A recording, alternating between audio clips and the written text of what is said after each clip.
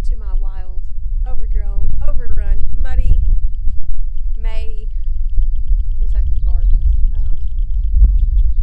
I was gonna give you a tour of the high tunnel and how pretty and nice and neat and organized it is and how weed free and beautiful it is.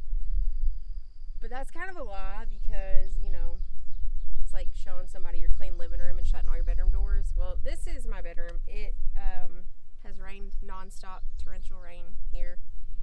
And the ground is literally just now dry enough to walk on. So I'm going to try to run through this and get it all cleaned up and cleaned out. And I thought somebody out there probably has their garden that's already taken over by weeds and grass. And they're thinking about quitting because it's hot and it's gross and it won't stop raining and it's muddy.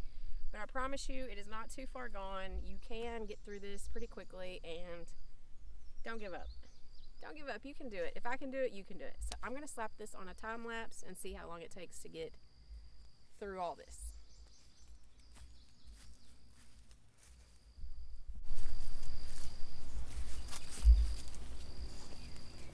First time lapse was like, no, not feeling it. And honestly, same, because it's hot and it's sweaty and it's gross. But I'm like, let me step over. I'm like 10 minutes in, and we're like maybe halfway down the first two rows. First two rows and a lot of sweat, a lot of boob sweat. Humidity here is no joke. But anywho, see, it's fixable, sort of.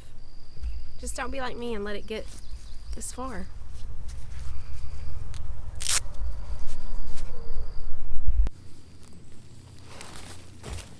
So, my phone battery is just not gonna let a time lapse work. Cool, fine, whatever. Real talk.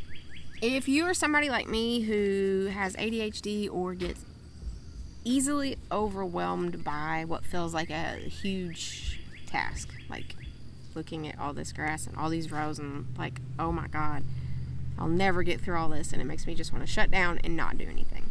Speaking to you.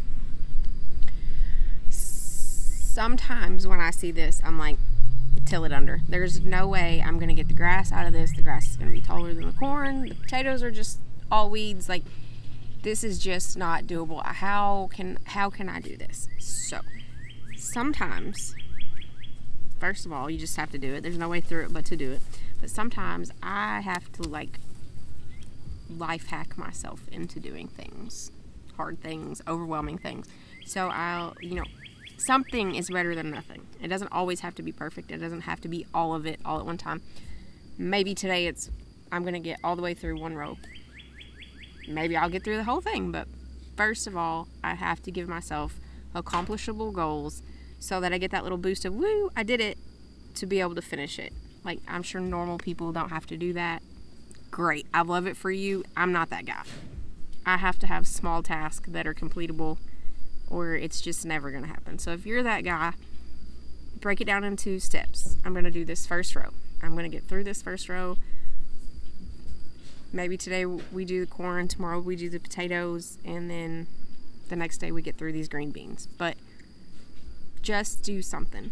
Something every day, it adds up. Little drops of water make great rivers. Eventually. At least that's what I keep telling myself, and so far it's working. Like, the high tunnel looks great.